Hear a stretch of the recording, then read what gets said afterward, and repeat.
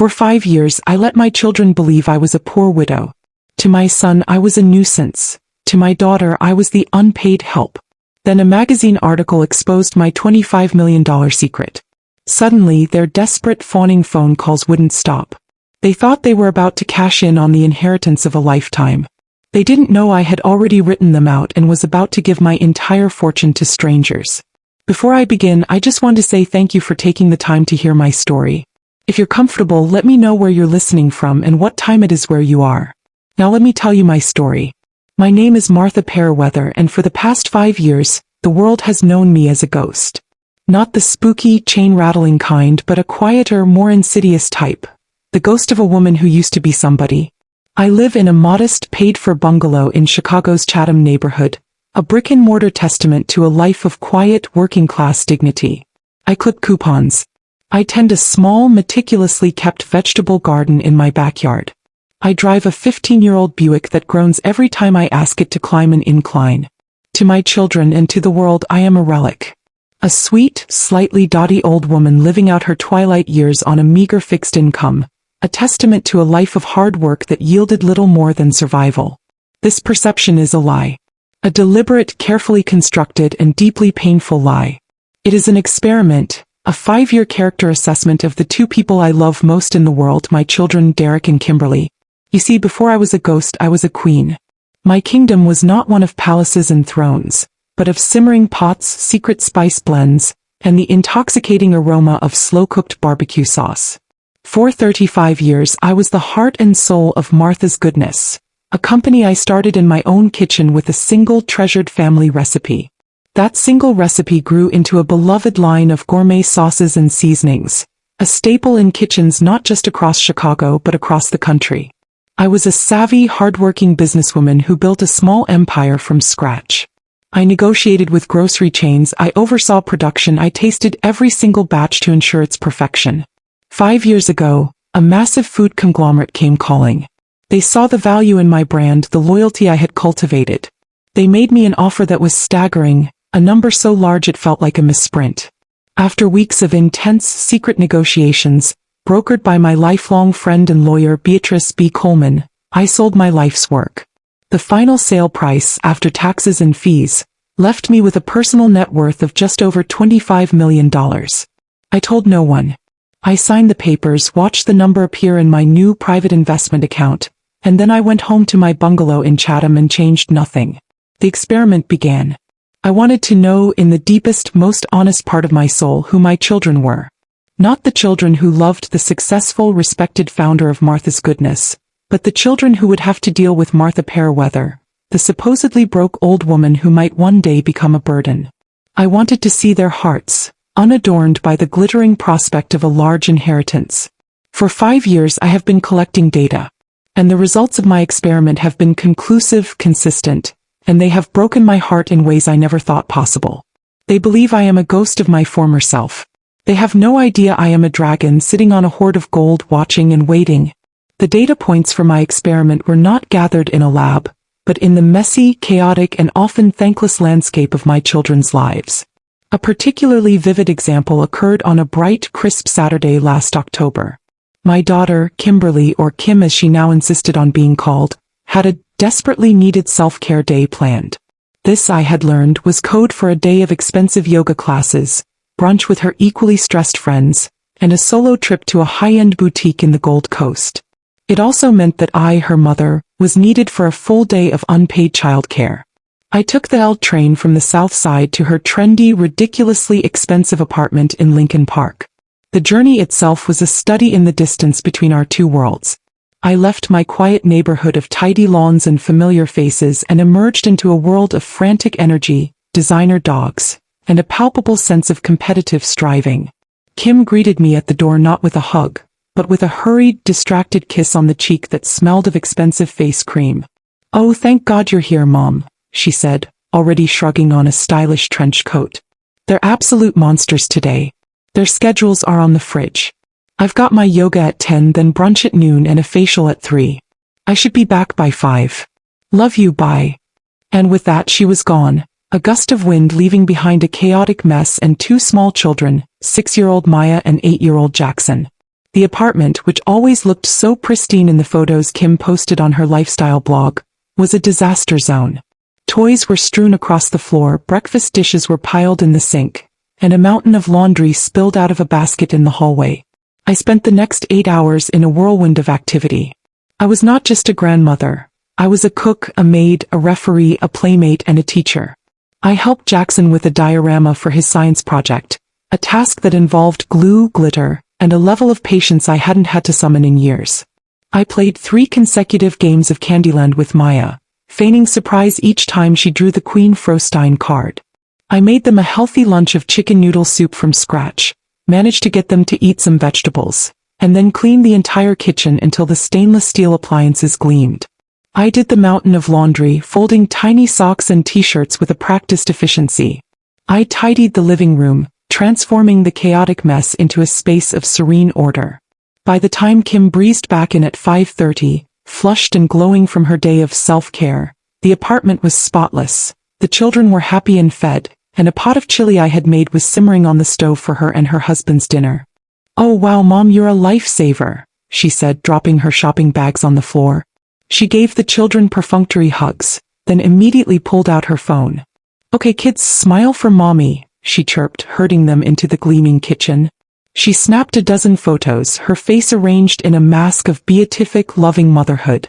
She selected the best one, her fingers flying across the screen as she typed a caption. A moment later, my own phone buzzed with a notification. I looked down at the screen. It was her post. A perfect, sun-drenched photo of my 2 beautiful grandchildren, sitting at her sparkling kitchen island, smiling angelically. The caption read, "A long but rewarding day. So blessed to be able to create a beautiful, peaceful home for my babies. #momlife, #blessed, #making memories." I was not in the photo. My 8 hours of labor, the soup, the laundry, the science project, the chili simmering on the stove, none of it was mentioned. I was the invisible architect of the scene, the ghost in her machine of curated perfection. She hadn't just taken my time for free. She had taken the results of my labor and passed them off as her own. I gathered my things to leave. "The chili is on low, honey," I said, my voice tired. "There's cornbread in the oven." "Thanks, Mom," she said, not looking up from her phone, already counting the likes that were pouring in. "You're the best. Talk to you next week." As I rode the train back to my quiet bungalow in Chatham, the rhythmic clatter of the wheels seemed to be chanting the conclusion of this particular data set. My time was worthless. My labor was invisible. My love was a resource to be exploited, not a gift to be cherished.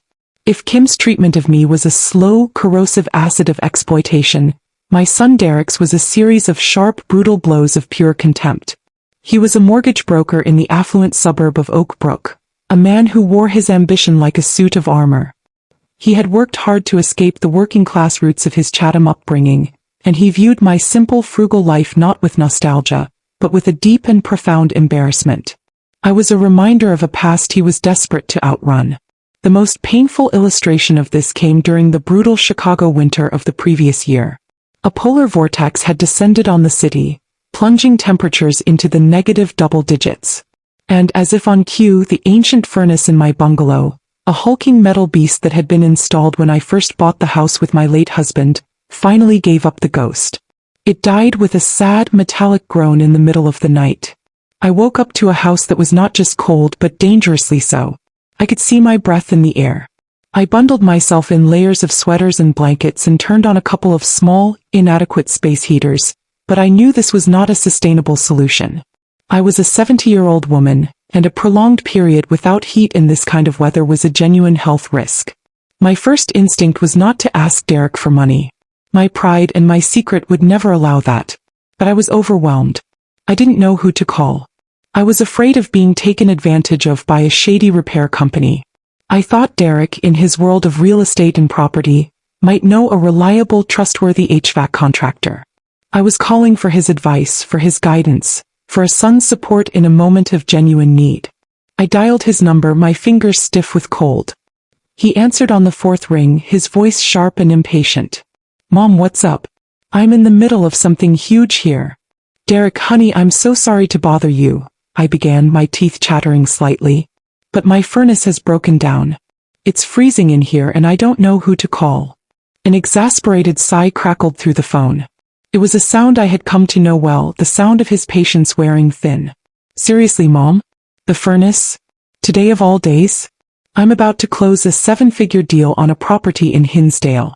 I've got the clients right here. I can't deal with this right now. I'm not asking you to deal with it, honey, I said, my voice small. I just thought you might know someone, a good company. I don't know, a plumber? An HVAC guy? Google it, he snapped. The contempt in his voice was a physical thing, a slap in the face. Look, I have to go. My clients are looking at me. Derek, please, it's really cold. Mom, he said, his voice dropping into a tone of deep, weary condescension, a parent explaining a simple concept to a difficult child. I understand. But I can't drop everything to hold your hand through this. You're a grown woman. Call a repairman. I'm sure you can find one who takes payments or something. Just handle it. I'll call you next week. And then he hung up. I stood in my freezing kitchen, the dead phone in my hand, and the cold I felt had nothing to do with the temperature outside. It was a deep, internal chill, a frostbite of the soul. He hadn't just dismissed my problem, he had dismissed me. He had framed my request for guidance as a plea for a handout. I'm sure you can find one who takes payments. The words were a casual, brutal judgment of my perceived poverty, a reinforcement of his belief that I was a struggling, helpless old woman who couldn't manage her own affairs. He didn't offer to make a call for me. He didn't offer a name. He didn't even offer a single word of genuine concern for my well-being.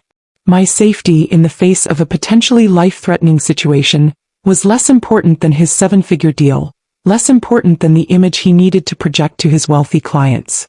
I did handle it. I opened the phone book, the old-fashioned paper kind, and I called the first company with a full-page ad. The repairman who came was kind and efficient. He told me the old furnace was a lost cause and that I needed a whole new system.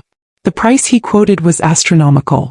I wrote him a check from my regular, modest checking account, an account I kept funded with small, regular transfers from my hidden investment portfolio.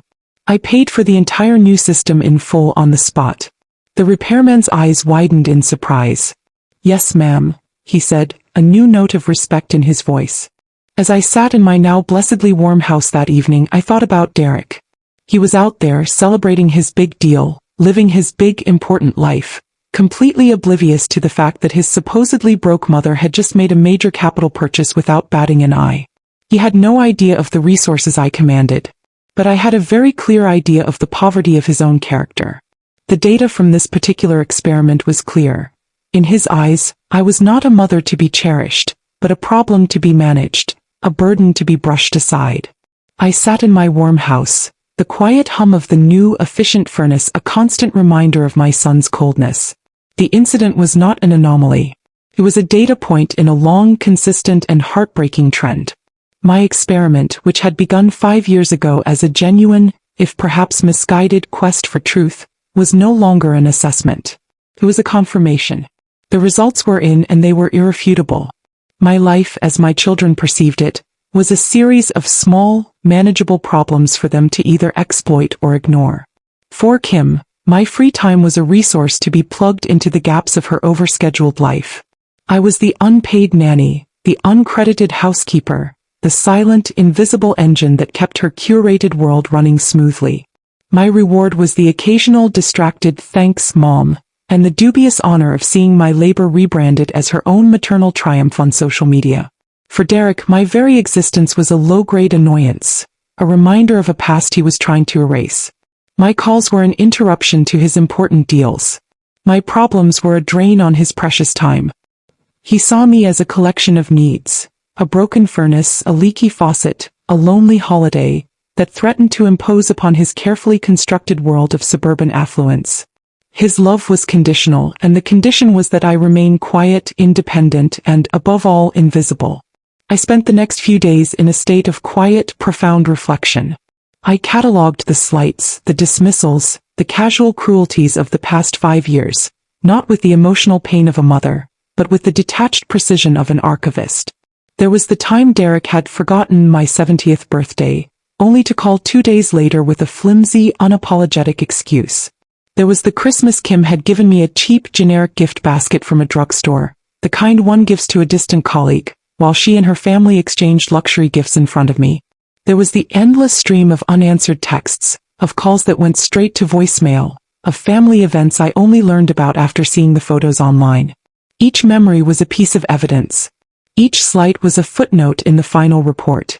And the conclusion was inescapable. My children did not value me. They valued the function I could perform or lamented the burden I might become. The woman I was, the strong, savvy, loving woman who had built a business and raised them with every ounce of her being, was a person they no longer saw if they ever had. That Friday I called B. Her voice, a familiar, comforting blend of sharp intelligence and no-nonsense warmth, was the first genuine human connection I had felt all week. "Martha Periweather," she said, her voice booming through the phone. "To what do I owe the honor? Don't tell me you've finally decided to take my advice and book that first-class trip to Tuscany." "Not yet, B," I said, a weary smile touching my lips. "I'm calling to tell you that you were right." There was a pause on the other end of the line. BA's usual boisterous energy subsided, replaced by a quiet, focused seriousness. "Right about what, honey?" she asked gently. "The experiment," I said, the word tasting like ash in my mouth. "It's over. I have all the data I need." I told her about the furnace. I told her about Derek's dismissive words, about the coldness in his voice. I recounted the latest incident with Kim, the unpaid nanny, the uncredited ghostwriter of her perfect life.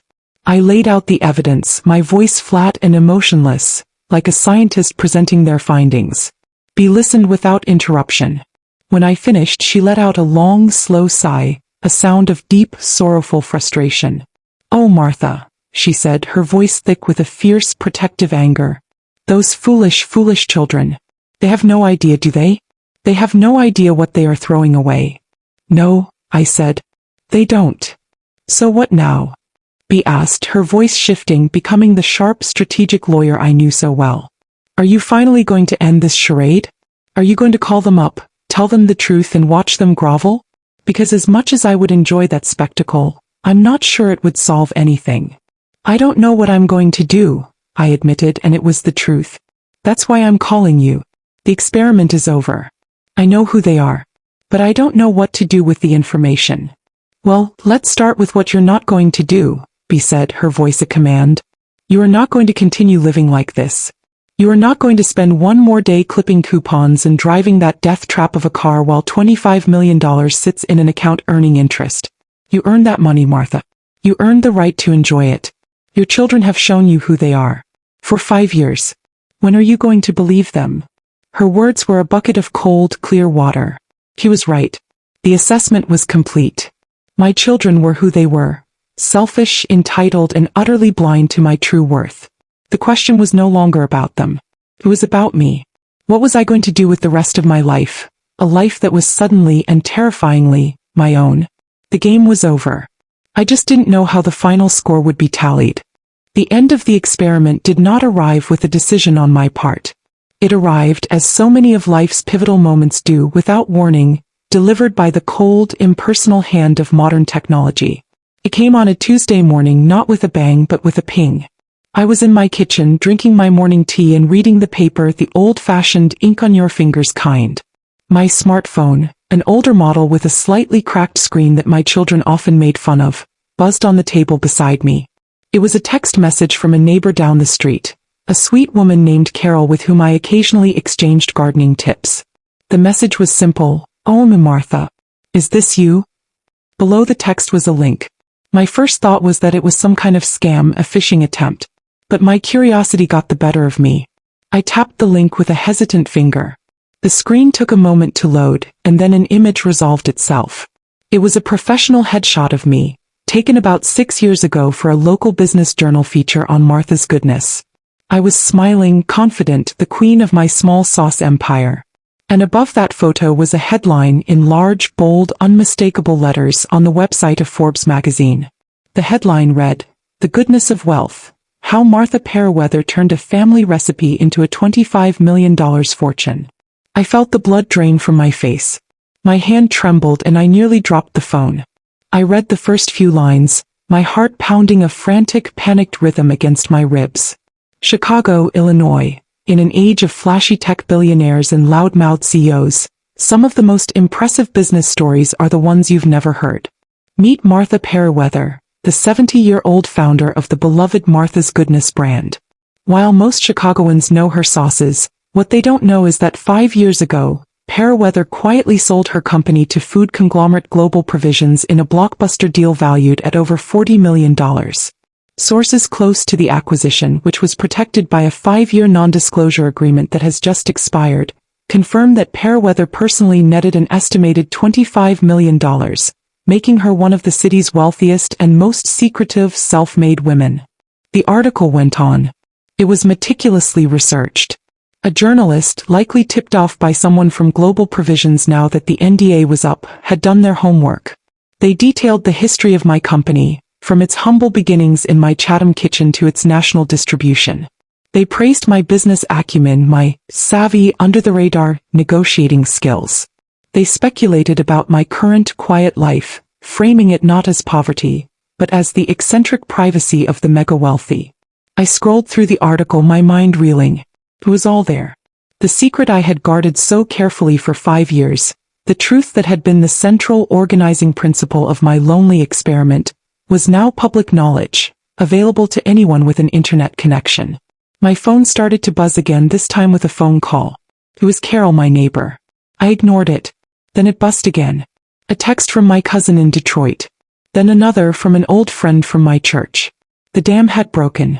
The story was spreading, moving at the speed of light through the digital networks that connected my small world.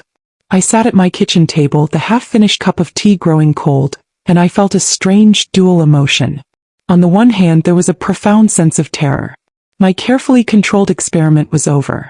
The quiet, anonymous life I had been living was gone. The fallout was coming, and I knew it would be a storm. But beneath the terror there was something else. A small, hard kernel of relief. The lie had been a heavy burden to carry. The constant vigilance, the performance of poverty, the emotional toll of my children's dismissiveness. It had been exhausting. Now the truth was out.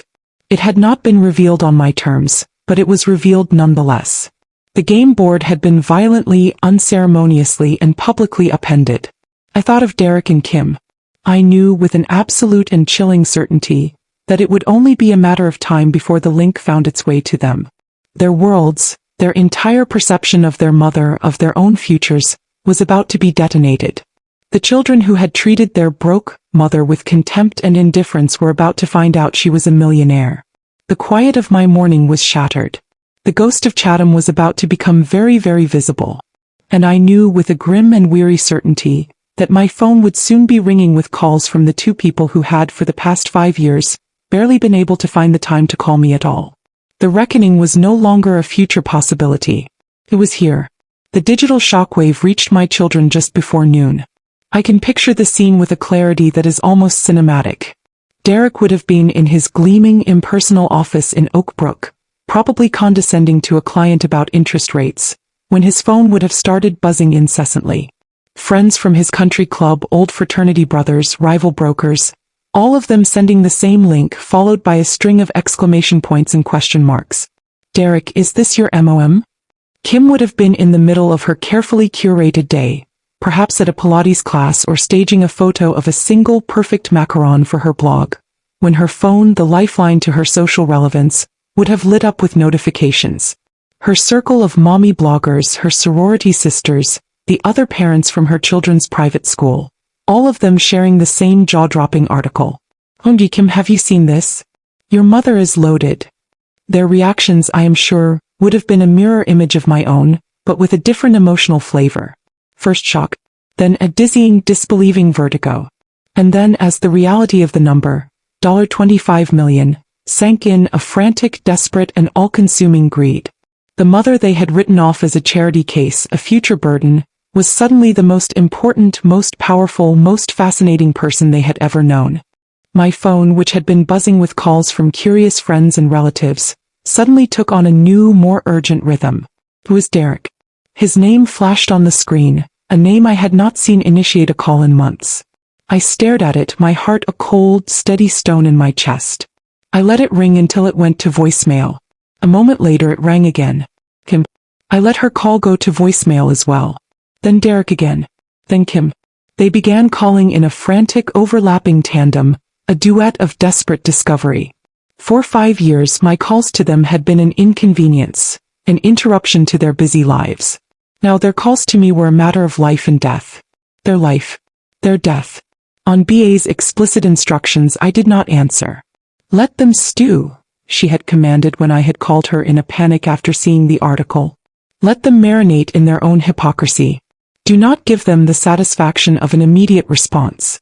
We are creating a vacuum. And into that vacuum they will pour all of their true, ugly, beautiful desperation. Let them leave messages. Let them create a record. And so I let them.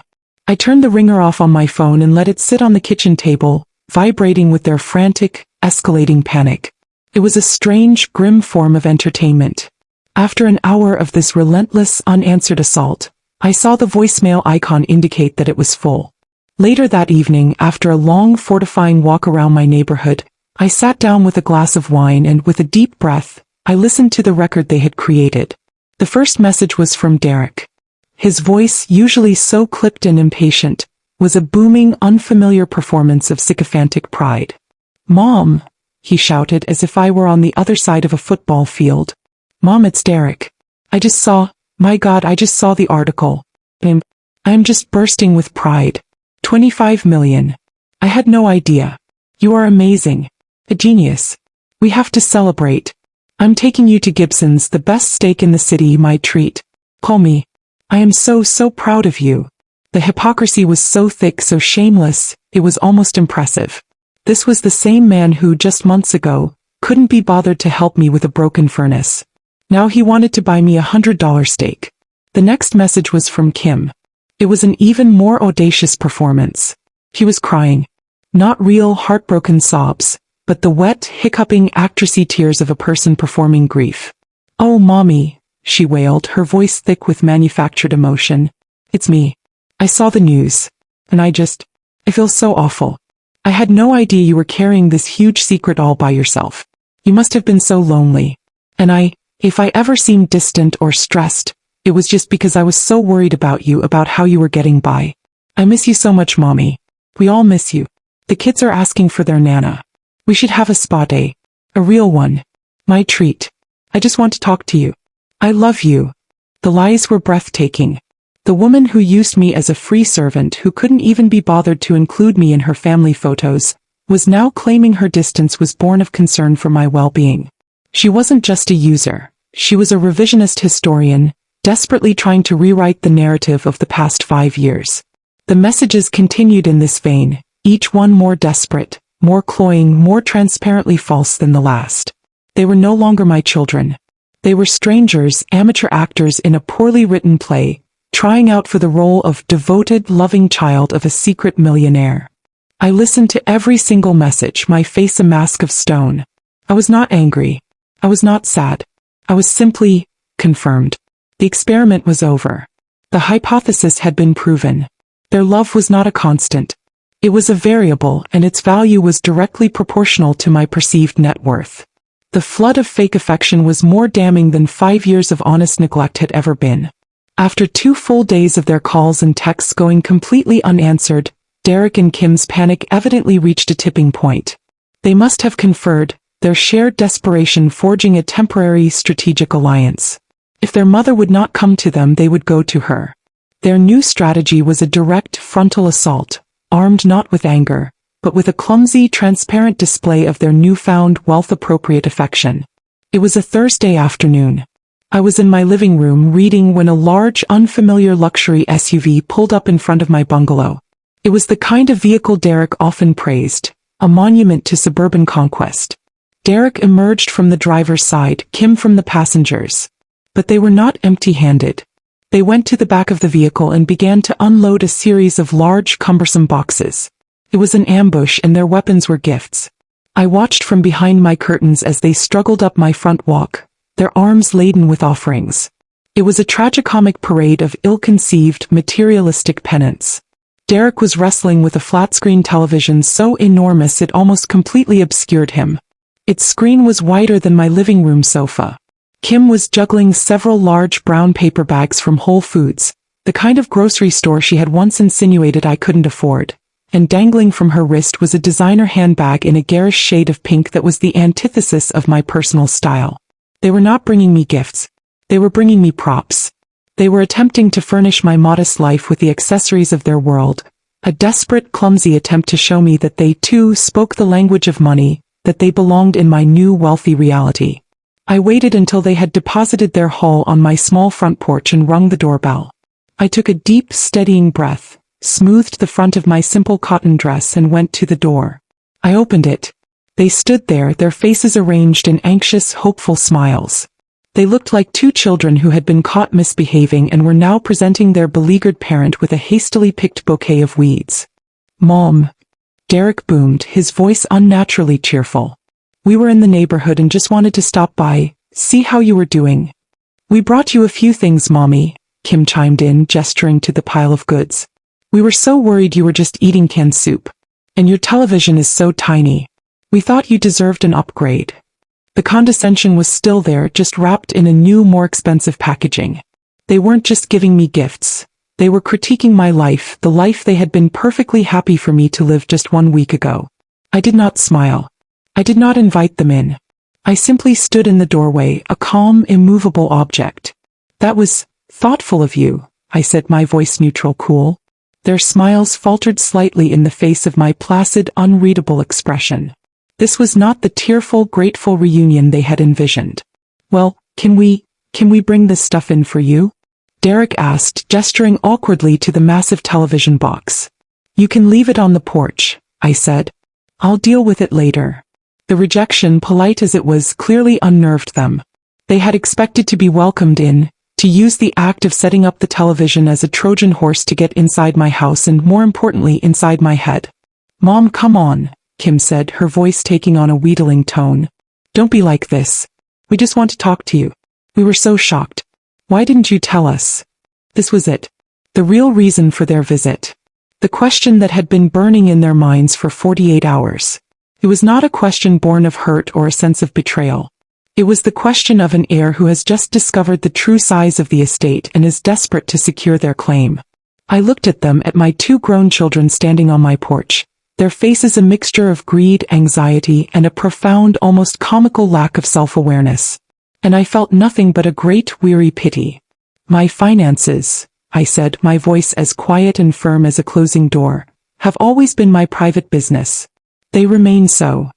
I offered no further explanation. I gave them no emotional opening to exploit. I simply stated a fact. "But we're your children," Derek protested, his voice rising in frustration. "Yes, you are," I said. I let the words hang in the air, pregnant with 5 years of unspoken meaning. I did not need to list their failures. They knew what they were. They knew how they had treated me. And my quiet, calm refusal to play their new game was a more powerful indictment than any screaming match could ever be. I looked from my son's frustrated face to my daughter's pleading one.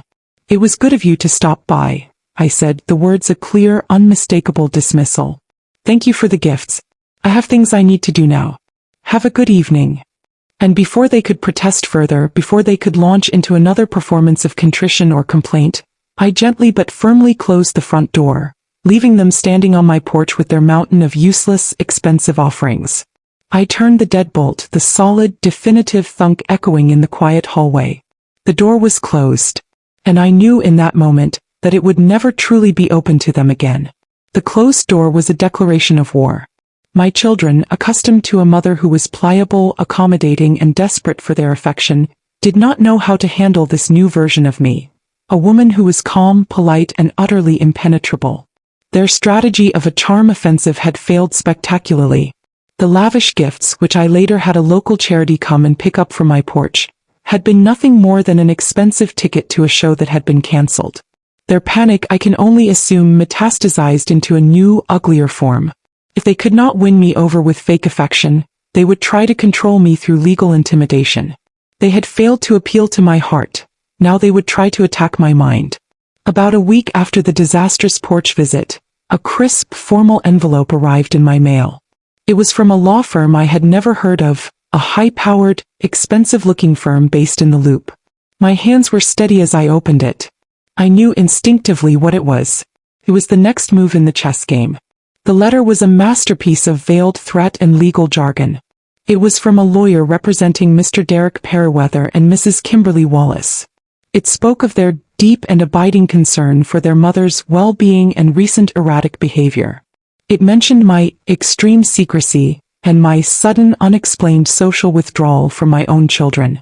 It hinted darkly at my vulnerability as an elderly woman living alone who had recently come into a significant and life-altering sum of money. The letter did not use the word incompetent. It did not use the word conservatorship. But the threat was there, lurking between the lines of legalese. They were laying the groundwork to have me declared mentally unfit to manage my own affairs. They were preparing to argue that the woman who had built a business from scratch and negotiated a multi-million-dollar sale was now too fragile and confused to handle her own money. It was a move of such breathtaking, audacious greed that I almost had to admire its sheer villainy. They were going to try to steal my fortune by stealing my mind. I did not panic. I did not even feel angry. I simply felt the cold, clear resolve of a woman who had been pushed too far. I picked up the phone and called B. "They've made their move," I said after reading her the letter. I heard a low, dangerous growl on the other end of the line. "Oh, they have they?" B said, her voice a low flame. "They want to play hardball with their mother's lawyer? The lawyer who has known them since they were in diapers? The lawyer who structured the very deal they're trying to get their grubby hands on? Oh, this is going to be fun." BA's response was not a letter. It was a legal broadside, a cannonball fired directly into the heart of their flimsy legal argument. She sent a formal reply to their lawyer that, she later told me with great satisfaction, was designed to make him seriously question the wisdom of representing his new clients. Her letter was a masterwork of professional threat. It began by acknowledging receipt of their unsolicited and deeply insulting correspondence. It went on to systematically dismantle their claims. It noted my impeccable record of financial and personal independence. It referenced my long and successful career as a CEO. It pointed out that my social withdrawal had coincided precisely with my children's 5-year-long campaign of neglect. And then came the hammer. B's letter formally accused Derek and Kim of engaging in a pattern of harassment and attempted financial coercion. It threatened a countersuit for infliction of emotional distress, and hinted at the public relations nightmare that would ensue if the details of their behavior were made public in a court filing. The letter concluded not with a suggestion for a negotiation, but with a summons.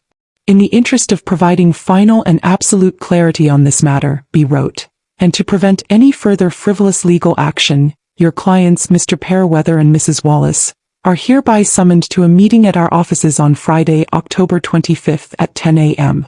The purpose of this meeting will be for my client, Ms. Martha Periweather, to provide a formal clarification regarding her long-term estate and financial planning.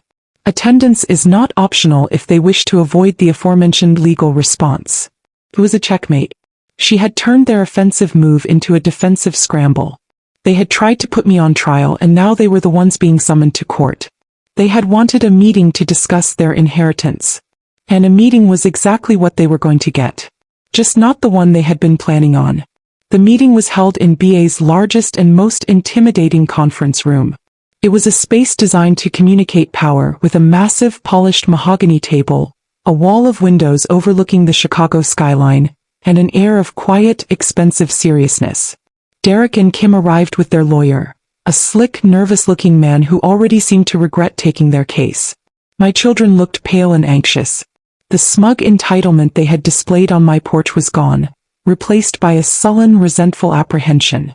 They sat on one side of the vast table, a small, isolated island of greed. B and I sat on the other. I was dressed in a simple but elegant navy blue dress. I felt calm, centered, and completely in control. This was not a family reunion. This was the final board meeting of a company that was being dissolved, the company of my children's expectations. B, in her role as my legal counsel, ran the meeting with the crisp, no-nonsense authority of a federal judge. She did not begin with pleasantries. She began with a statement of fact. "We are here today," she said, her voice echoing slightly in the large room, "to put an end to the harassment and the baseless legal threats my client has been subjected to. We are here to provide the final and absolute clarity that you have so inappropriately demanded. She slid a thick, handsomely bound document across the table towards them. My client, Ms. Periweather, has spent the past few weeks finalizing the legal arrangements for the dispersal of her estate. This is the primary instrument of that plan. The lawyer picked up the document. He read the cover page and a look of profound confusion crossed his face. The Martha's Goodness Foundation, he read aloud. That is correct, Bea said, a small triumphant smile playing on her lips. Ms. Periweather has decided that the true legacy of Martha's Goodness is not to be found in a simple inheritance, but in the creation of a new generation of entrepreneurs. She has established a charitable foundation. I spoke for the first time, my voice clear and steady. The foundation, I said, looking directly at my children, will be dedicated to providing scholarships and seed money to Black women in Chicago who are trying to start their own food-based businesses. It will give them the help and the support that I never had when I was starting out in my kitchen all those years ago. Derek and Kim stared at me, their faces blank with shock. This was so far outside the realm of what they had anticipated that they seemed unable to process it. They had come here to fight over a pie, only to be told the pie had been donated to a bake sale. The foundation? Derek stammered, looking from me to Bea. What does that mean, the foundation? It means, Mr. Periweather, Bea said, her voice sharp as glass, that your mother has chosen to invest in a community instead of in individuals who have shown themselves to be poor investments. The insult, delivered with the cool precision of a surgeon, landed with a visible impact. Kim flinched as if she had been struck. Their lawyer, recovering his composure, flipped through the document. This is a very generous gesture, Miss Periweather, he said, his voice strained. But my clients are, of course, concerned about their own place in your estate planning. Ah yes, Bea said, her smile widening. Their place. I'm so glad you brought that up. That brings us to our final piece of business. She reached into her briefcase and pulled out another document, this one much slimmer.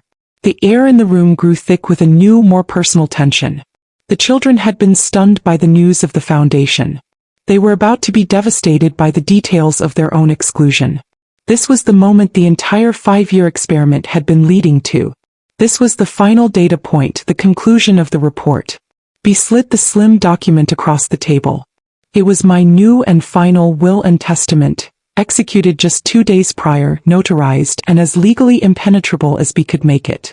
As you can imagine, Bea said, her voice a low, dangerous purr. In light of the establishment of the foundation, my client felt it was necessary to update her personal will to reflect her new philanthropic priorities. I looked at my children. For the first time since this ordeal began, I allowed myself to speak to them from the heart. My voice was not angry. It was filled with a profound and weary sadness. For 5 years, I said, my gaze moving from Derek's pale face to Kim's. For 5 years I gave you a test. I wanted to see the people you were, not when you stood to gain something but when you thought there was nothing to be gained.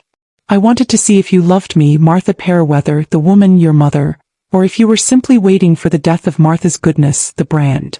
I let the words sink in. You failed the test, I said simply. You failed in ways that were more spectacular and more painful than I could have ever imagined. You treated me with contempt. You treated me with indifference. You exploited my love and you ignored my needs. You saw me not as your mother but as a burden and an embarrassment. Kim began to cry, the same fake theatrical tears she had deployed on her voicemail messages. That's not true, Mommy, she sobbed. Stop, I said, and the single word, spoken with a quiet, absolute authority, silenced her instantly. The time for that is over. The performances are done.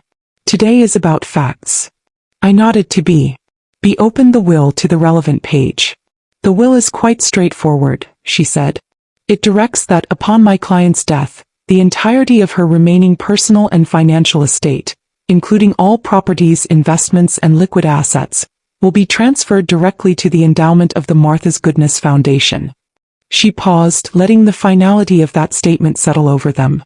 However, she continued, my client is a meticulous woman, and I am a meticulous lawyer. We know that a will can be contested if a direct heir is seemingly omitted by accident.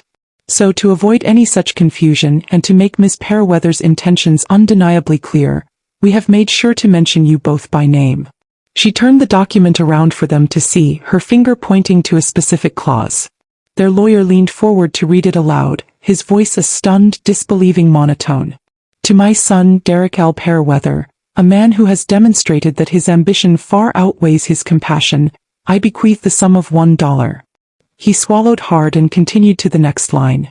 To my daughter Kimberly M. Wallace, a woman who has shown that she values the appearance of love more than the practice of it, I bequeath the sum of $1. The room was utterly, completely silent. The only sound was the faint hum of the city traffic far below. Derek was staring at the document as if it were written in a foreign language. Kim's fake tears had stopped, her face a mask of slack-jawed, ugly shock. They had been disinherited. Not through omission but through a deliberate, targeted and legally binding act of repudiation. They had not just lost the money. They had been handed a formal written judgment of their character. Bea closed the will with a soft, definitive snap. I believe, she said, her voice cool and dismissive, that this provides the clarity you were seeking. This meeting is adjourned. The spell was broken. Derek shot to his feet, his face purple with rage. You can't do this, he shouted, his voice cracking. This is our money. Our legacy. No, Derek, I said, standing up to face him, my voice calm and unwavering. It was my legacy. You were merely its custodians. And you have proven yourselves to be spectacularly unworthy of the trust. You didn't want my love. You wanted my money. Now you have neither. I looked at my two children, my two strangers, for the last time. The anger, the grief, the years of quiet pain. It was all gone. All I felt was a great empty peace. The experiment was over. The book was closed.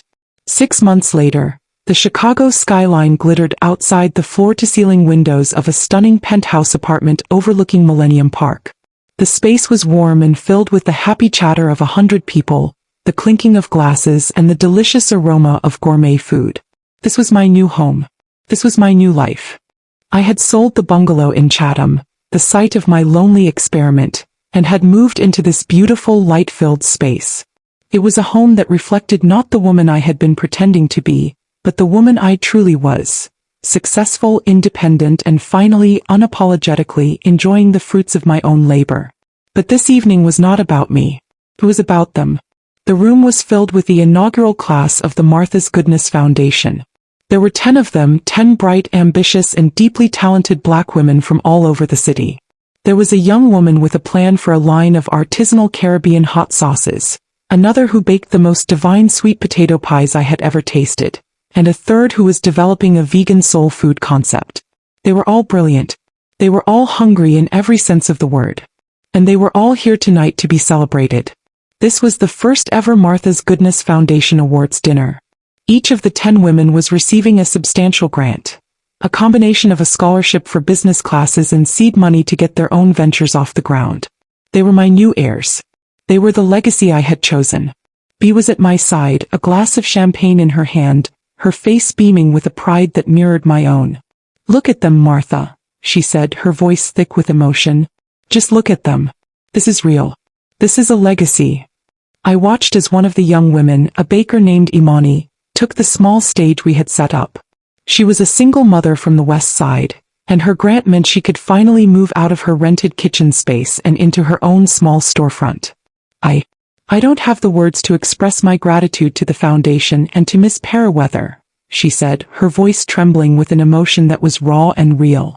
It's not just the money. It's the belief. For someone like her, someone who has already reached the top, to look back and extend a hand to those of us who are just starting to climb, it's everything. She hasn't just given me a grant.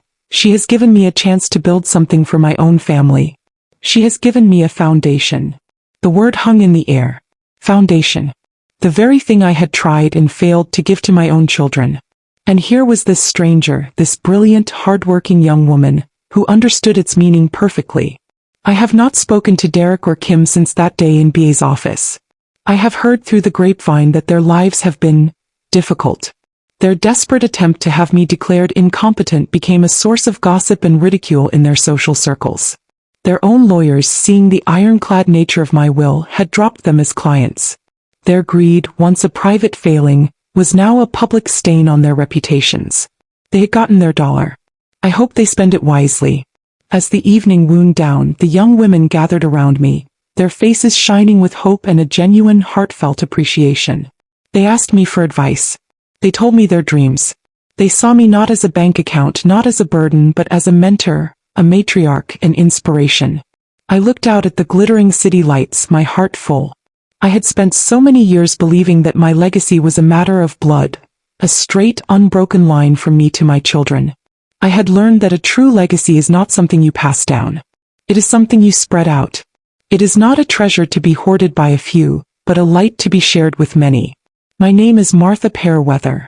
I am not a ghost. I am a founder. And I am just getting started.